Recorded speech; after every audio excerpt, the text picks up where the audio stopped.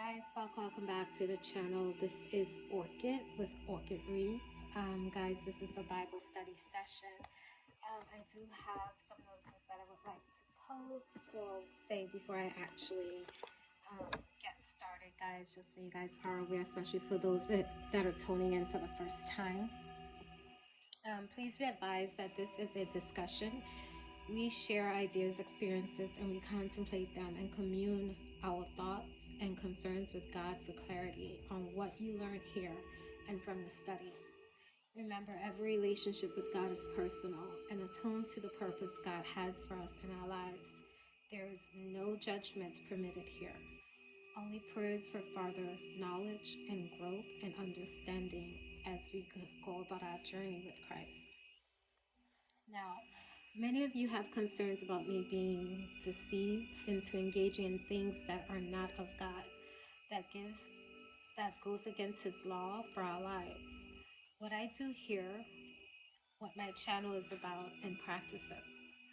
All your questions and concerns will be addressed here. It is a part of this Bible study and every scripture in here, in black and white, to perceive for yourself. Some are expecting for this message to fail. Some are curious. Some are closed-eared. The word you read will speak for itself. For that alone is incentive for you to be here. I'm a person who is quiet. I do not enjoy being on stage or having great attention, to be honest. Yet I am here doing this. Risk of detriment, but determined not to fail. Because I believe in the words that I have learned here in this book right here, okay? That's scripture. And I have come to know wholeheartedly in spirit. I am not perfect and am still a work in progress. But what I have come to know is important, and it is a truth that is worthy to be known. There is a saying, once you know the truth, you can't go back. You can't unknow it. It is. There is no turning back, and God has put it in my spirit to show it. What you seek, however, what you see and hear, you can actually discern for yourself. Just listen and discern for yourself whether or not that truth resonates. It will be shocking, the words you hear here. All your life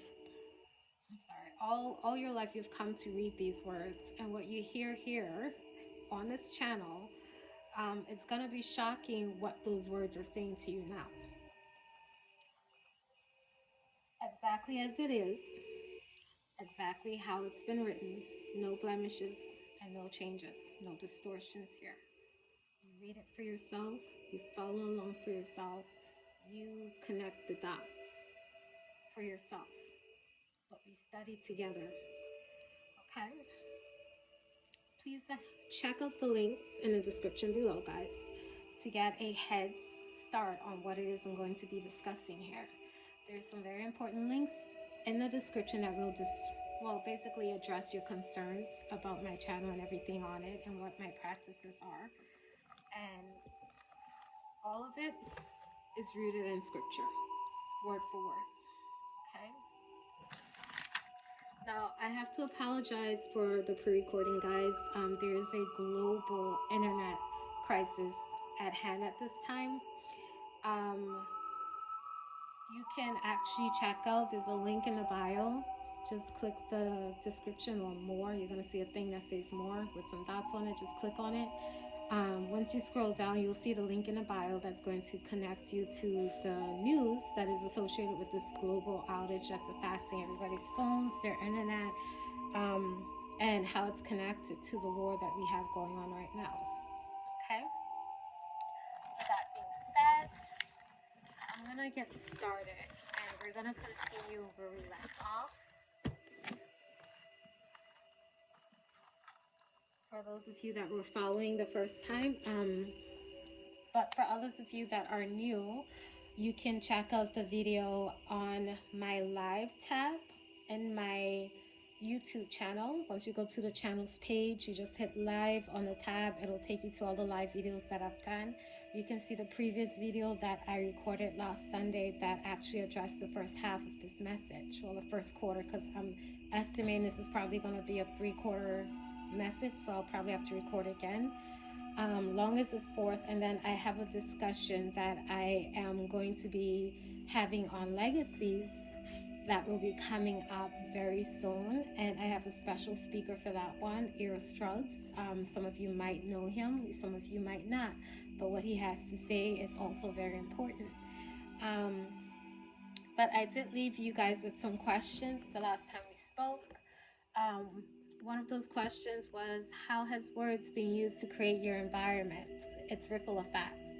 How it's been used to co-create your entire existence through how words are trending, like the frequency of a word's use and associating with something that has become so current and so populated that now it is solidified within your reality as the word to reference when referring to that thing.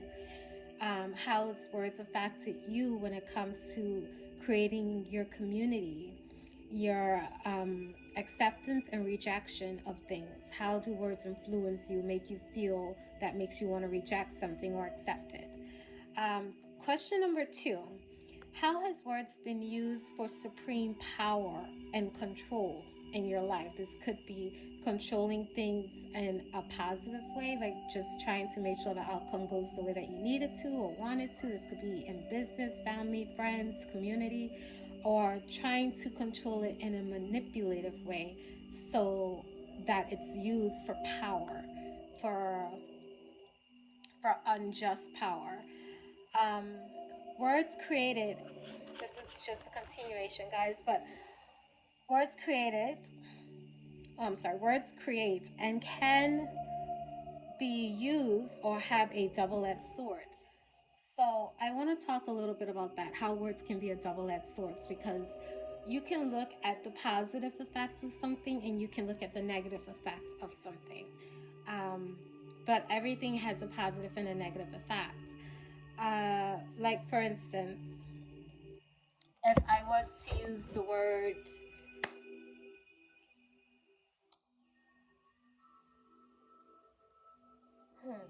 I don't want to go with this particular word because I don't want to bring any type of community into this outside of the one that we're already dealing with. So let's just look at similes for example. You can find words that are synonyms. Basically, they are different words entirely, spelled differently, but they mean the same thing when you say it, okay? So when you think about that, depending on the context under which these words are used, they can be striking in a way that injures, or they can be healing. So when the Bible talks about words being a double-edged sword, he's talking about how words can be positive and how words can be negative. I'm going to refer to some of my notes right now.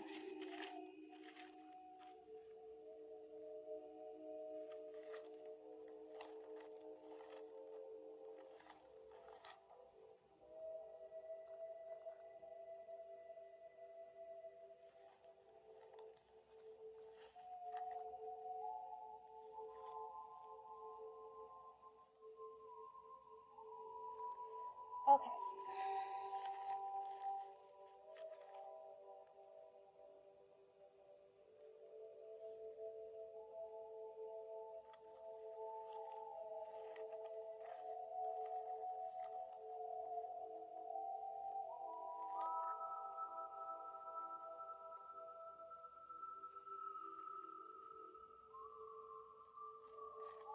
So basically,